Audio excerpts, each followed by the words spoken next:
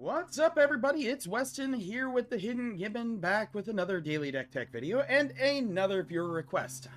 We're going strong here. Every day I get one done, 2 more pop up, and I absolutely love that because I love brewing decks for everybody. It's actually like, it fills my cup to know that there's folks who trust me enough to experiment with the ideas that they have. But before we get into it, if you like my deck techs or my budget content or my discussion content, feel free to subscribe. You don't have to, only if you feel I've earned it. And yeah, if you have a commander you want made into a deck tech, drop it in the comments down below. But now, enough yammering, enough from me.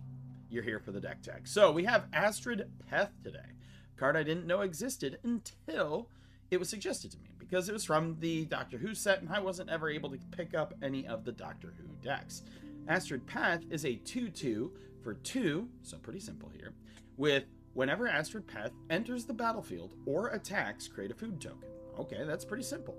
And then Brand New Sky, which is whenever you sacrifice a clue or a food, Astrid Peth explores, which is reveal the top card of your library, put that card into your hand if it's a land. Otherwise, put a 1/1 counter on this card, then put the card back or put it into your graveyard. So this is going to be a fun little deck where we're going to try to make a bunch of foods and tokens and things like that. But we're also going to try to make Astrid Peth into an enormous beat stick and get in that way, shall we? So how are we going to do that? Well, we're running 21 creatures. Some you are going to recognize, and others you are probably not going to recognize. But we have ourselves, first and foremost, Academy Manufacturer.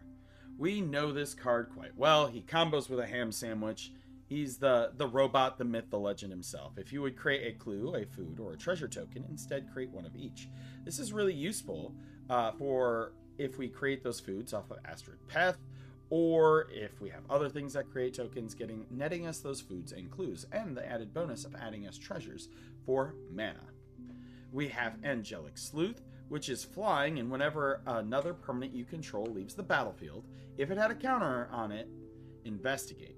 That's pretty good, right? So we have our Astrid, who is getting counters from the Explorer. We have Heliod the Sun Crown in here, who can put counters on our creatures. So if this creature's out here and those creatures get removed, we get to investigate, create a clue token.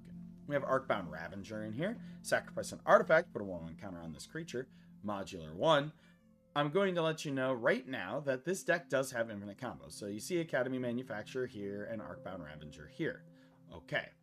Down here, I'm going to scroll down.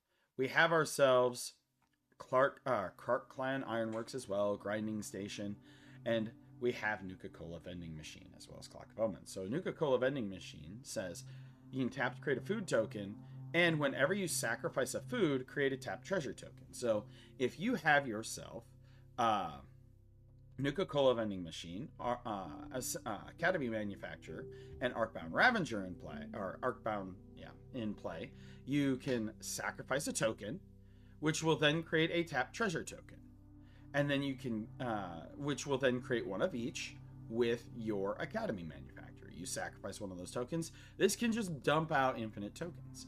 Other things that you can do with this, obviously, are Grinding Station, which is tap, sacrifice an artifact.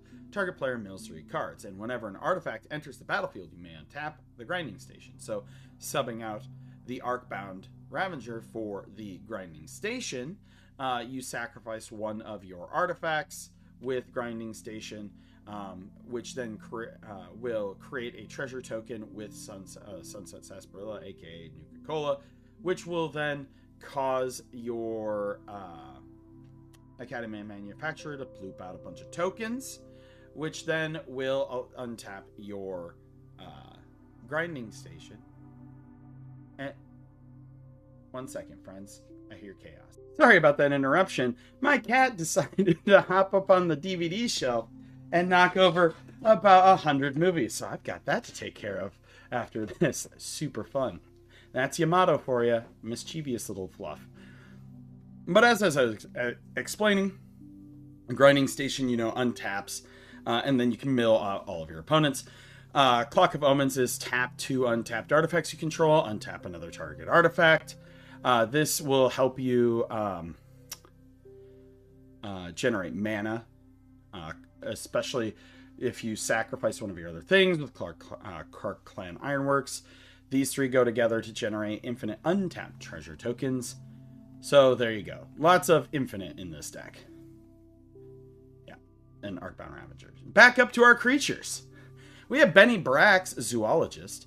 Benny has Convoke, so you can tap your other creatures to help pay for the 4 cost here. And at the beginning of each end step, if you created a token this turn, draw a card. That should be pretty simple in a deck that's going to be working pretty heavily to make some food, some clues, and some treasures.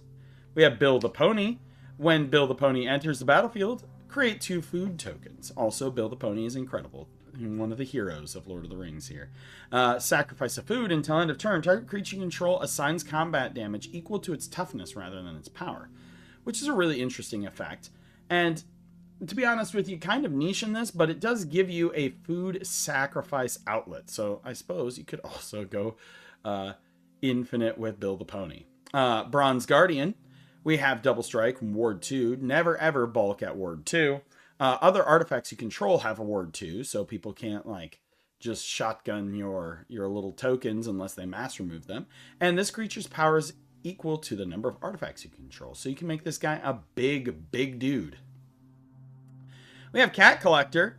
When this creature enters, create a food token, and whenever you gain life for the first time during each of your turns, create a 1/1 white cat creature token. This can create a bunch of little blockers, and you can sacrifice your foods to do so. East Farthing Farmer, when he enters the battlefield, create a food token, and when you do, target creature you control gets +1/+1 until end of turn for each food you control. So if we make a whole bunch of foods, and then we play East Farthing Farmer, you know, we can get in there for some fun stuff. We have Ginger Brute. He's a food. That's why he's in here. He also has haste and can't be blocked this turn except by creatures with haste. You can also, you know, always do fun things.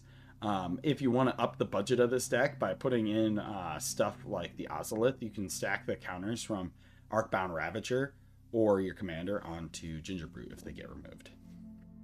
Halia. Whenever her or another creature or artifact you control enter, you gain a life, so a little bit of life gain here. At the beginning of your end step, draw a card if you've gained 3 or more life this turn.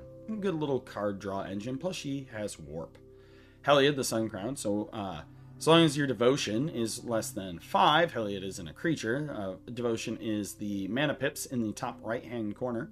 And whenever you gain life, put a 1/1 counter on target creature or enchantment you control. And then you can pay 2 to have another creature gain lifelink until end of turn. We have Joined Researchers, which is the creature version of Secret Rendezvous. It has first strike, and at the beginning of each end step, if an opponent has more cards in hand than you, this creature becomes prepared. And then you can cast Secret Rendezvous, which allows you and target opponent to each draw 3 cards. It's an excellent little politicking, group huggy style spell. We have Kuldulth the Forge Master. Sacrifice 3 artifacts, search your library for an artifact card, and put it onto the battlefield. Then shuffle your library. This also combos Friends Academy Manufacturer combos with a ham sandwich. I should just have gone upstairs and made a ham sandwich while and put it here. But this will let you tutor up everything in your deck because, of course, if you have Nuka-Cola Vending Machine and the Academy Manufacturer, right, you can always, or even Clock of Omens in there as well, you get to create 3 tokens instead of the tap treasure token. You can then tap those to untap Kuldulth the Forge Master with the Clock of Omens, to then tap the Kuldulth the Forge Master, sacrificing them, generating 3 more tokens, to search up other artifacts. Like Technodrome here. It's a 3/3 for 2 with Reach and Trample. This creature can't attack or block unless its power is 6 or greater. Sacrifice another artifact, draw a card, put a 1/1 counter on this creature. This also can do a bunch of degenerate things. Artifacts are degenerate is the moral of this story.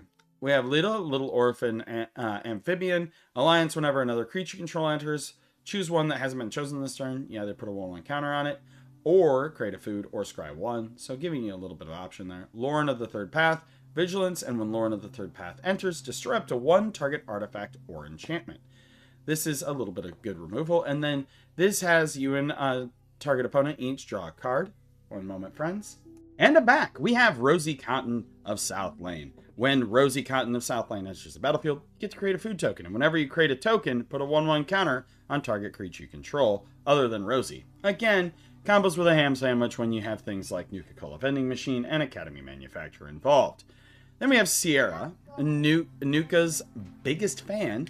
She has the Nuka-Cola Challenge. Whenever one or more creatures you control deal combat damage to a player, put a quest counter on Sierra, and then create a food token. So she makes a food and a quest. And whenever you sacrifice a food, target creature you control gets +X until end of turn, where X is the number of quest counters on Sierra. So you can make her, you can make a whole bunch of creatures very big via that sacrifice loop.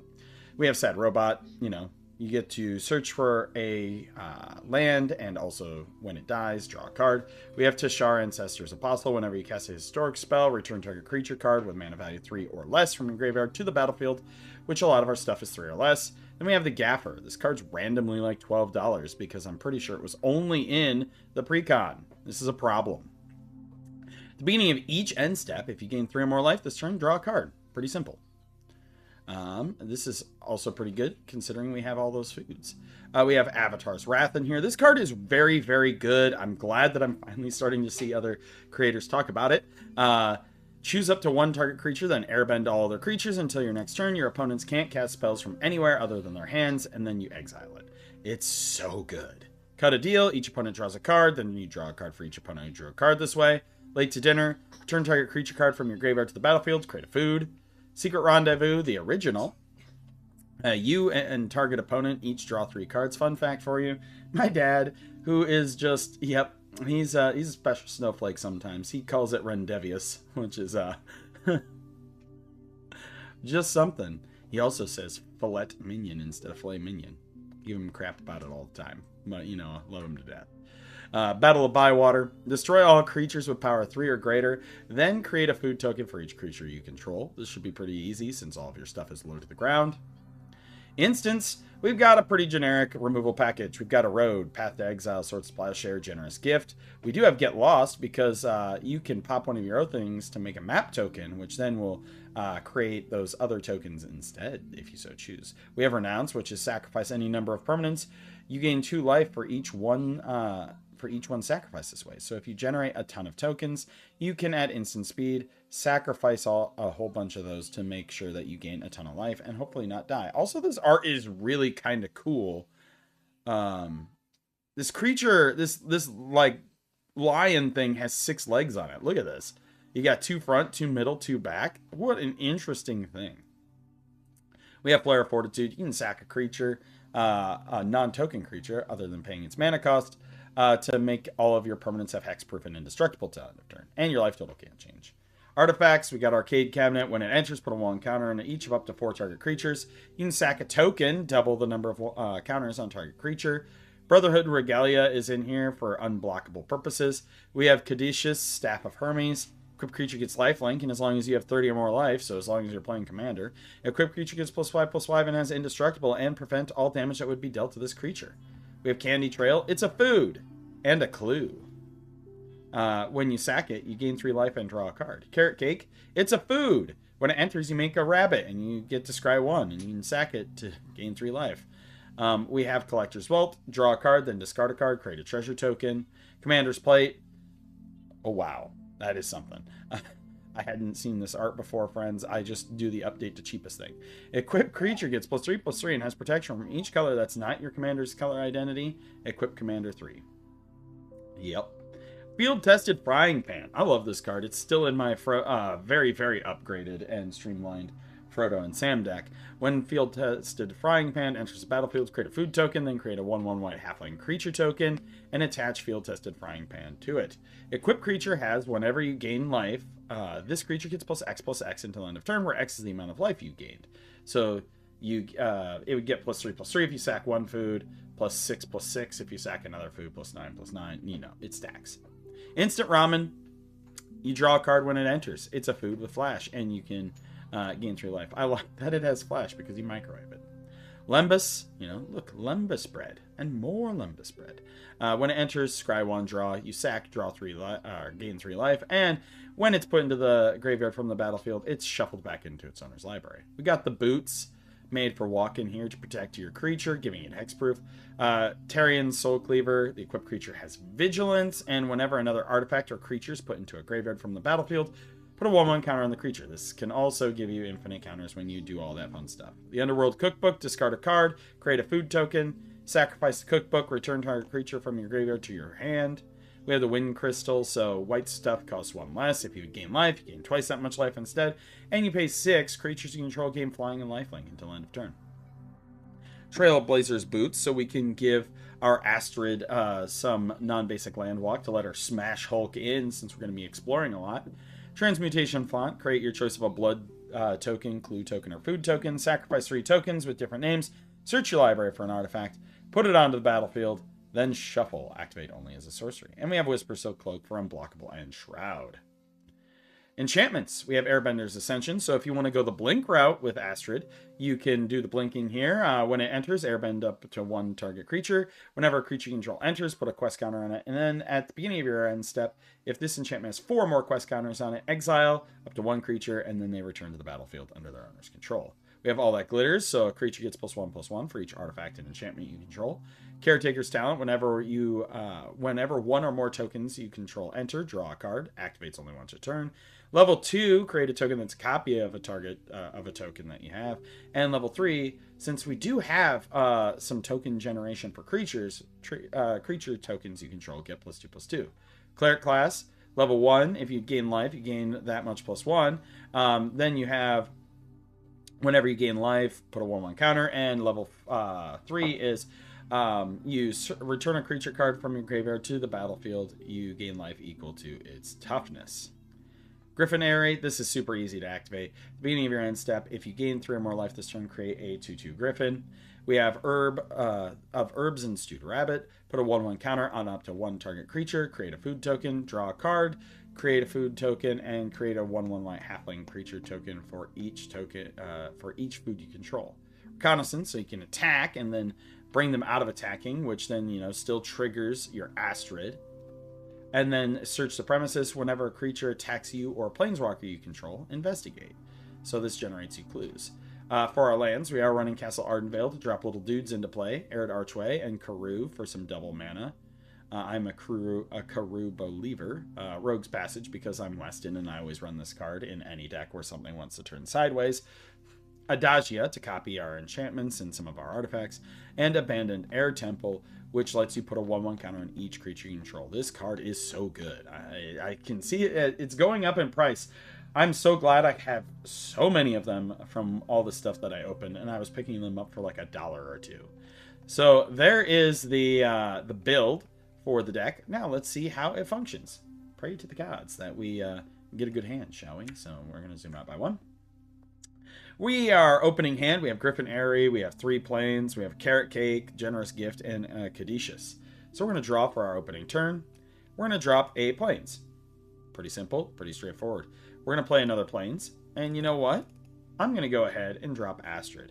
And so when she enters the battlefield, I create a food token. Look at that. We got ourselves this little... Come on, Moxfield. Please cooperate. Thank you. Yep, we got a little food right here. Look at that. Pickle and peanut butter sandwich. What? Next turn, we're going to drop a plains. And I'm just going to go ahead and drop Griffin Airy. And, a lot of people probably don't have a creature dropped on turn 2, so we're going to poke. And so, when she attacks, you get to create a food token. So we're going to create a second food token. Hooray! We're going to just have counters on here to signify how many we have. 2. Next turn, we go ahead and we drop a plane. So now we have 4 mana here. We may as well go ahead and tap to sacrifice one of our foods. We sacrifice a food here, and then Astrid explores. So we look at the top one. If it's a land, it goes into our hand. But yeah, you kind of see the general gist. But that's the build. That's the play test. Let me know what you think in the comments down below. As always, I'm Wes with the Hidden Gibbon, and I hope you all have a wonderful day. And I'm back.